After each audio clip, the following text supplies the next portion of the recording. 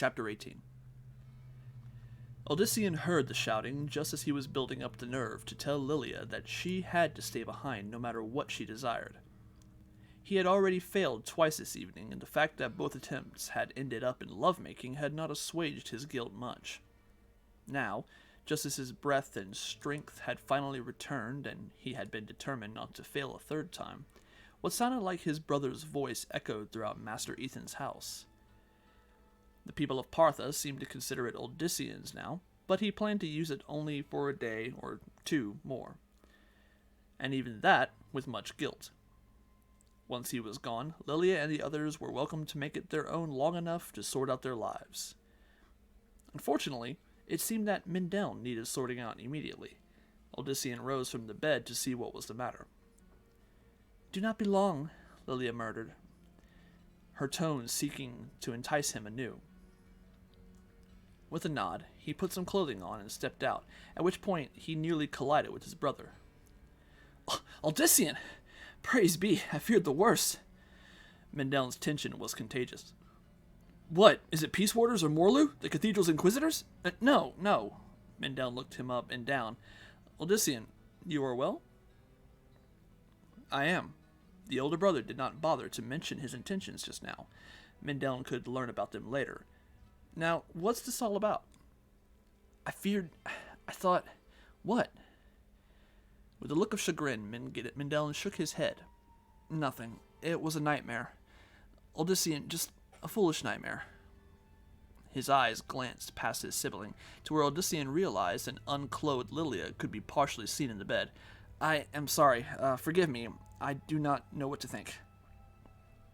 Mulling over, Odyssean suggested, "You've been up all hours, Mindel, day and night. That's not good. You've helped me a lot in soothing the spirits of the Parthans after Math and Ethan's slaughter. I think you just need some rest." Uncertainty tinged in his brother's voice. "Perhaps..." Again, his eyes flickered past Odyssean. "I am very sorry to have intruded." Before Odyssean could say anything, Mindel whirled and rushed off to his room. Shutting the door behind him, Odyssean returned to Lilia. She smiled languidly, and he slipped in next to her. "Your brother is all right?" "He's overexhausted." The blonde woman ran soft fingers over his chest, toying with the hair. "And are you?" "Not in the least," Odyssean returned, taking her in his arms. "Let me show you." 3 hours passed. 3 hours in which he had drunken deep of Lilia again. 3 hours since they had lain side by side. 3 hours that now saw Odyssean just finishing the saddling of his horse. It was the only way to resolve the situation. No more thinking. No more explanations. After assuring himself that the noblewoman was asleep, he had cautiously risen and dressed. With soft footfalls that would have made Achilleus proud, Odyssean had then slipped out of the room and through the house. When he had come across the few guards on duty, they swearing to watch over him as they had their former employer, none saw him sneak past. They could not be faulted for that, however, for it seemed that Odyssean's gift worked for him without trouble this time. He wished the men to look the other way, and they had. It was with growing guilt that Odyssean rode quietly through the streets, and at last out of Partha. The people were just beginning to understand what was happening to them. As recent as he was to show his own abilities, the son of Diomedes knew that he understood them far more than anyone else did. Odyssean was also the one responsible for their transformation. All that demanded he returned to the town immediately and take responsibility. But always weighing more heavily were the deaths. It was possible that he was making a terrible decision in abandoning everyone and riding to Kijan himself. Yet, Odyssean shook his head as he rode on. He could ill afford to think of any more yets. The trees surrounded him like silent sentinels. The night seemed blacker than usual. Odyssean tried to encourage his mount to a swifter pace, but the animal moved tentatively, almost as if it feared something lurking in the shadows. The trail wound around a series of low hills. There was a well-traveled road leading from Partha to Kijan, but Odyssean wanted to make it less simple for anyone to follow him. Other than Achilleos, who would understand his sudden departure, there were probably few who could track him. Taking a lesser trail would also guarantee less possible encounters with other travelers. His belongings were meager, consisting mainly of the clothes on his back, a worn but workable sword, and a few bits of food he had managed to gather on his way out. His impulsive departure had given him little time to do much else. He had one sack of water, filled near the stables, but assumed that somewhere soon he would pass another source. Thinking of the water sack, Odyssean suddenly felt very thirsty. He tugged the pouch free from the saddle and drank his fill. The contents were a bit brackish, but tolerable. As he swallowed the last, Odyssean, eyeing the dark path ahead, considered his trek. The lowlands and Khajan awaited to the east. The beginning of the jungle regions was not that far off. If he continued riding in his present direction, he would soon descend into the warmer climes. Cyrus had spoken in the past of the abrupt change that took place down there, almost as if some great mischievous spirit had divided up the world at whim, not planning. One day, Cerinthia's father had told him, "You would be wearing a nice sensible coat that kept you from the snow." And the next, you would find yourself gasping in the sweltering heat, slapping bird-sized mosquitoes every step. Odyssean had never entirely believed the man's tales, although some of the traders who had come to Sarum had proven the exotic did exist in the east. There had been a handful over the years, with a swarthy skin and long, narrow eyes, which were supposedly predominant the farther into the jungles one went. Rumor had it that there were men darker yet, with flesh like coal. Others were supposed to be golden in color. The mage clans were said to be filled with such strange races of men, and Khajan itself was supposedly a melting pot. Lilia was proof of that, Master Ethan having even guessed where her family would have been from. The very thought of approaching the vast city by himself suddenly proved very daunting to the simple farmer. He wished that he could have at least been accompanied by the noblewoman, who knew Khajan best. Yet, she was also the one he least wanted near him, should trouble arise.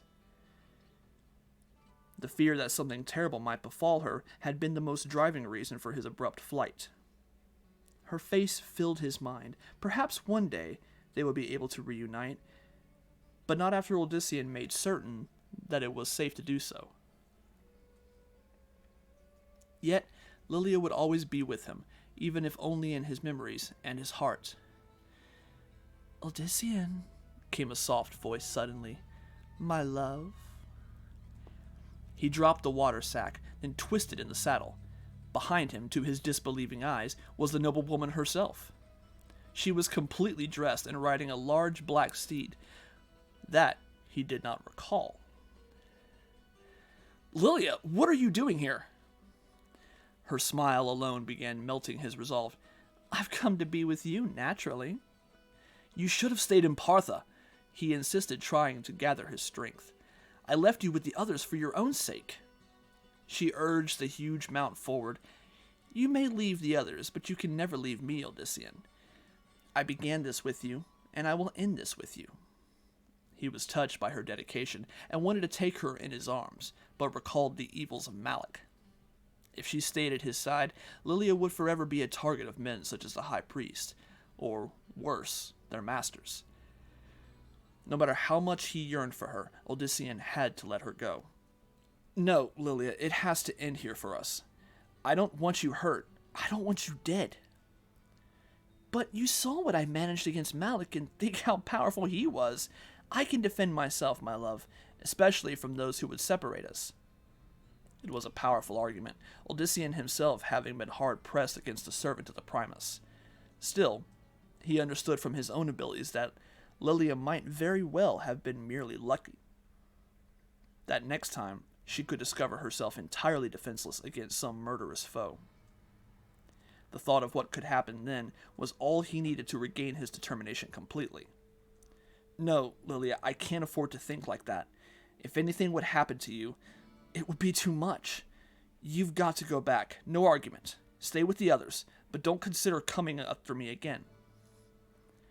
Instead of obeying, the blonde woman dismounted. I will not go. I will follow you wherever you ride. Lilia.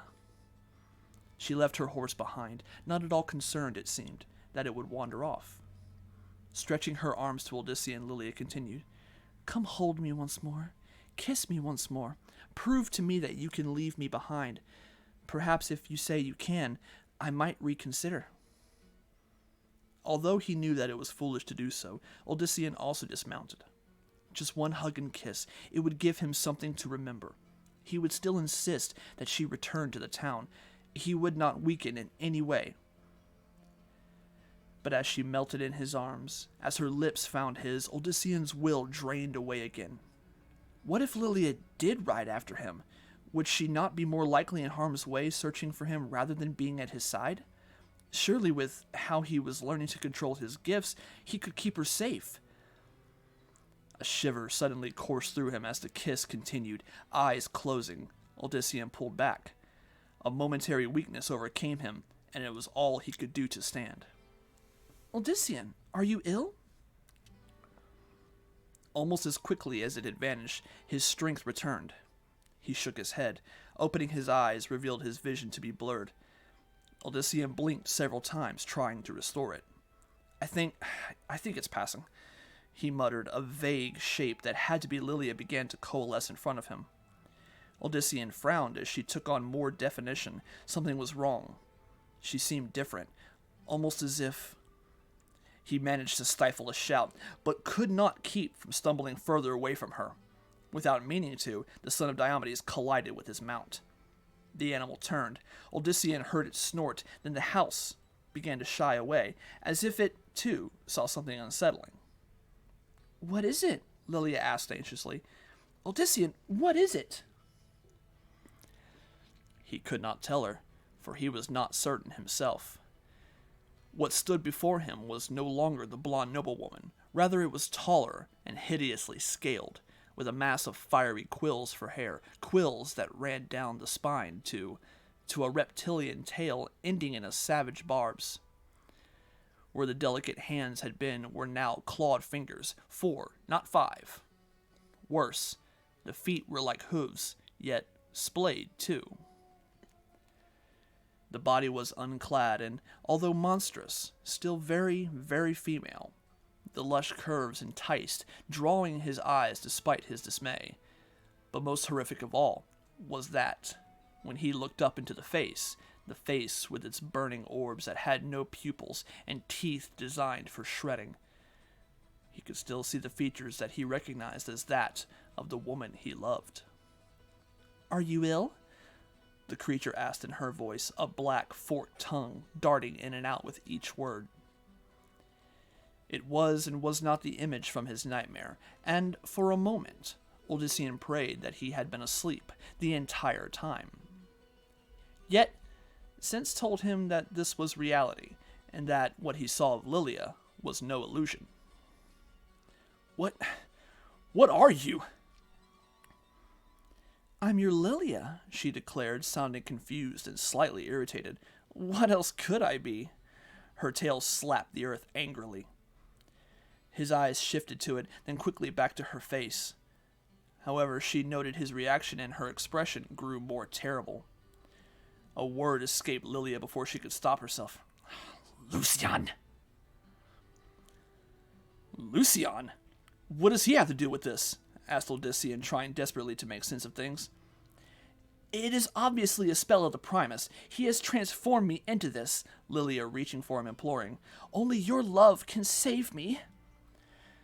He started toward her, and then some instinct bade him hold back. Odyssean recalled how she had glanced back at the tail with little surprise, as if it being there was a perfectly natural thing. A great pit opened up in his stomach. He shook his head, trying vehemently to reject what he was beginning to believe. This could not be happening. There had to be an explanation. Lilia could not be this. Odyssean, the demonic figure beseeched, please, hold me. I am frightened by your coldness. My love, only you can restore me. Lilia, Again he stepped toward, and again his instinct was to retreat a moment later. Odyssean stared closely at her, nothing minute details that seemed to show a comfort, a familiarity with her current form. Next to him, his mount continued to grow more and more anxious. The horse began struggling with him. Odyssean could barely hold on to the reins. In contrast, though, Lilia's steed stood still. Too still for one so very familiar with animals. It was almost as if the black horse was mesmerized. His frantic mind raced for answers. Maybe this was not Lilia at all. Maybe she was still in bed, and this demon had assumed her role. Yes, that could very well be it, he supposed. Drawing his sword, he growled, "Keep away from me, demon! I've slain others of your kind. You'll not fool me with that voice!" The figure looked perplexed. "Odyssean, it is Lilia. Remember our first meeting, how you found me admiring the horse? Remember how I insisted on coming to you when you were unjustly locked away? Have you forgotten everything?" She went on to name a half-dozen more incidents, with enough detail to drain away his hope that this was not her. In doing so, she might have thought that she would pull him back to her, but all Lilia actually succeeded in doing was reinforcing the fact that Odyssean had been cavorting with something monstrous. Yet, despite that growing horror, the farmer could not keep his eyes off of Lilia. There was an unnatural seductiveness, so much that his body desired to crush itself against hers despite what his mind knew. Her every movement enticed, as if she pleaded innocence. She also sought to use her wiles to ensnare him. Shuddering, Odyssean forced himself to look away. As he did, he heard a sharp, furious hiss. "Look at me, Odyssean!" Lilia abruptly cooed. "Look at what you have had, and what you can have again. And again. And again." Something told him that if he looked, it would be his undoing. His will was only mortal, whereas that with which he had lain could never be called such. "Get away from me, whatever you are!" he demanded, still looking slightly to the side. "Leave or I'll do with you as I did the other demons." He expected anger or perhaps fear, as she would surely recall how he had disposed of the foul creatures sent forth by Malak. Malak. Suddenly that, too, made more sense. Odyssean had been stunned by the swift ending to the cunning cleric, but that Lilia was more than she seemed explained much. Poor Malak had not known exactly what it was he had faced. Perhaps he had suspected. But even that would not have been enough. The irony might have made Odyssean smile, if not for his own circumstances. A strange sound came from Lilia's direction, not a hiss, not a snarl, but laughter that tore at his soul. "Poor little Odyssean, my sweet darling. So naive, so believing. You were ever too trusting when it came to what I said." That almost made him face her, which was perhaps as she wanted. "What do you mean? Have you not wondered at how quickly your vaunted abilities have blossomed? Have you not wondered why all the others, save your loving Lilia, have so far shown so little progress?" He had, and the implications in her tone set the hair on his neck stiffening. Yes, he sees the truth now, or at least a hint of it. Yes, dear sweet Odyssean, I have guided you every step of the way. What you do in great part because of me, not yourself. I, it, was who brought forth the storm, who guided the lightning, who caused most of your desire to become reality. And more than that, he knew suddenly, and who slaughtered one missionary, then slew another with a knife of mine. This caused her to giggle, a sound once musical to the human, but now filling him with loathing. The stage had to be set for you, my love, and what were they, anyway, but pawns of a treacherous lover and a fool of a brother? Odyssean tried to digest the last. If she was to be believed, both the Primus and the Prophet were known to her very well. One was of her blood, assuming that such flowed through her, while the other had assumed the same role as Odyssean, but before him. The knowledge only made Odyssean's consternation grow. His entire existence was nothing but delusion. He was not this powerful force, but rather a puppet. Her puppet. But a small part of him rebelled at that thought, reminding Odyssean that this encounter was surely not as she planned matters. She had spat the name of Lucian out before she could help herself, yet if Odyssean was only a weak pawn, why take this action? Why had Lucian just not destroyed him? Odyssean could only assume that he was either of some value to the Primus, or that Lucian could not do away with him. At the moment, Odyssean doubted the latter, but the former still made some sense, based more than once on Malik's words. And if it did, it had to be because there was something to the power growing within the farmer. Why else would Lilia, if that was what this demoness was to be called, have chosen him in the first place? "I told you before," he finally said, trying to sound confident and defiant. "Leave now, or else!" Again she giggled. "Ah, my darling Odyssean. How I have come to adore your little stubborn streak. I would say it was from my side, but it could also be from his. They so arrogant, so righteous." When he said nothing, Lilia continued. "You do not know about that, do you? You do not even know your history. All of this I would have revealed to you in time, when you were ready. Shall I tell you now? We can still be together. You can hold me, caress me." Feeling his will crumbling, Odyssean ducked back. Unfortunately, the horse, still fighting with him, used that moment to pull the reins free. Odyssean spun around, chasing after him, but the horse was already too far away. He watched the animal race off into the night. "Poor Odyssean. But you do not need that weak creature. I can teach you to fly, or materialize anywhere. Once more the Nephilim will rise, and this time they will assume their rightful place. Ha! I will assume my rightful place, no matter how the high heavens and the burning hells cry out against it." There was a manic tone in her voice, a hint of madness that he had never heard. Without thinking, Odyssean looked at her. Her eyes immediately snared his, her lips parted and her tongue flashed out, licking as if about to devour a tasty tidbit. "When he cast me out for what he thought eternity, he underestimated my resolve. I had slain all of them for the sake of the children. Why would I then let the children be his mold to forever in his imperious image? They were special. They were more than either demons or angels. I saw then that they were to be the future, the true end to the infernal struggle." Lilia raised one clawed hand, and Odyssean felt his right foot slide forward. She beckoned with a single finger and left his will to follow suit. With effort, he slowed his momentum, but it was only a matter of time before he would strand directly in front of her. Obviously aware of this, she continued to talk as if all was well between them, as if he was happy to know that he had lain with a monster. "What you have called a gift, my love, is that and much more. You, all humans, are the spawn of our coupling. From demon and angel came the Nephilim, greater than anything ever created in the cosmos.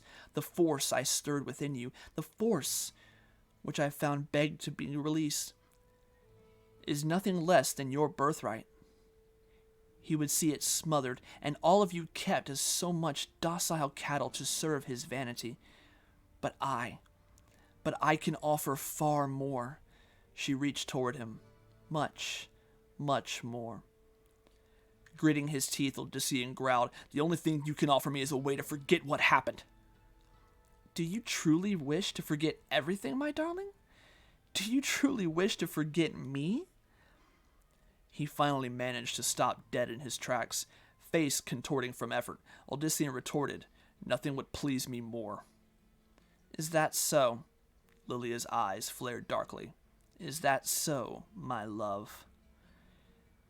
To his horror, Odyssean discovered himself stumbling toward her at almost breakneck speed. His best efforts proved laughable, and it suddenly came to Odyssean that all this time Lilia had been toying with him. Not for a moment had he truly been able to stand against her power. His birthright, as she called it, was nothing more than a hollow lie. Her arms embraced him as he reached her. He, in turn, wrapped his own arms around her scaled form, the quills running down her back, stabbing his flesh. Her body was a furnace, yet so very soft in the places that mattered. Odyssean felt his lust rise up to do battle with his repugnance.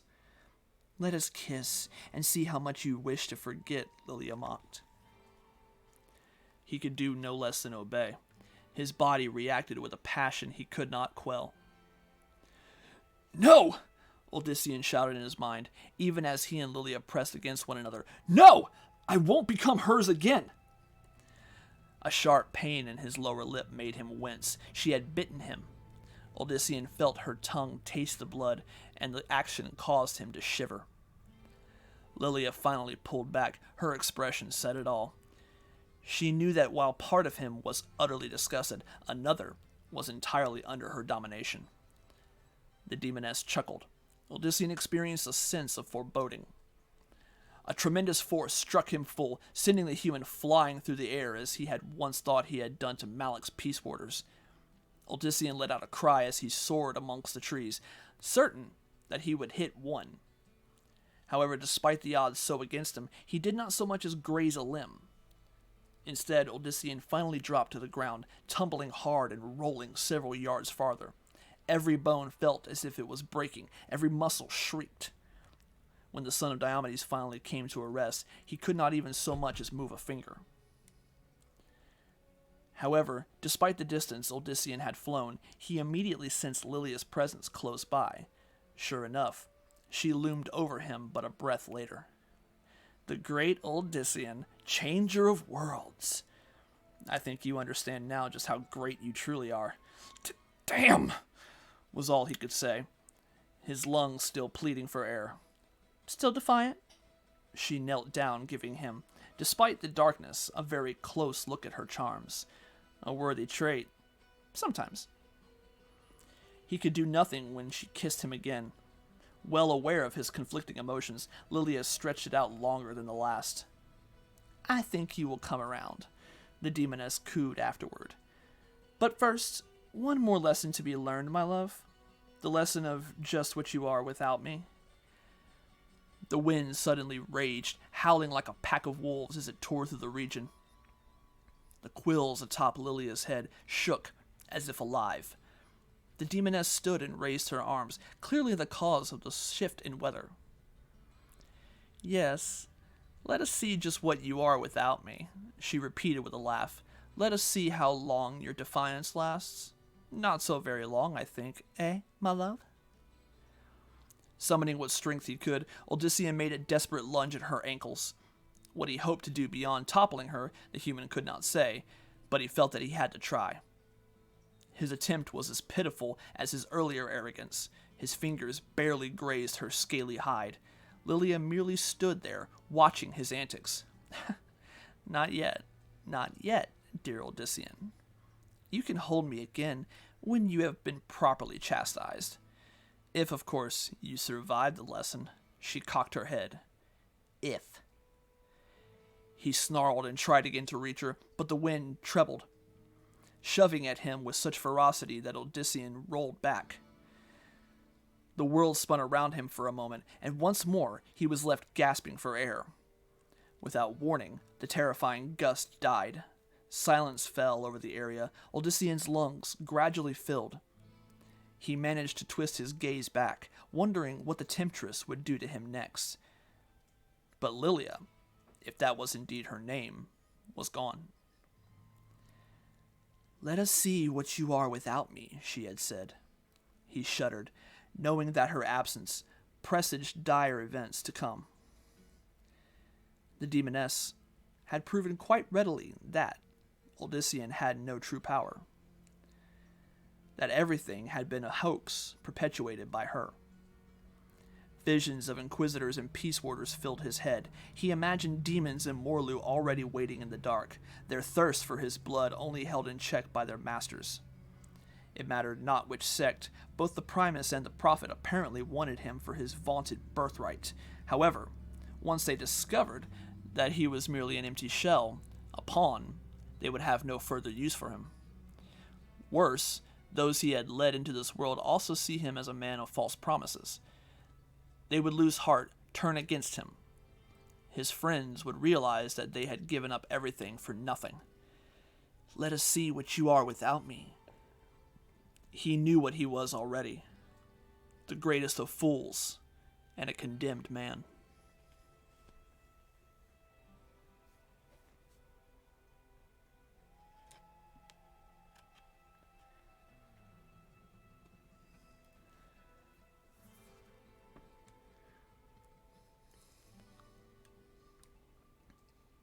Again, I want to thank everybody for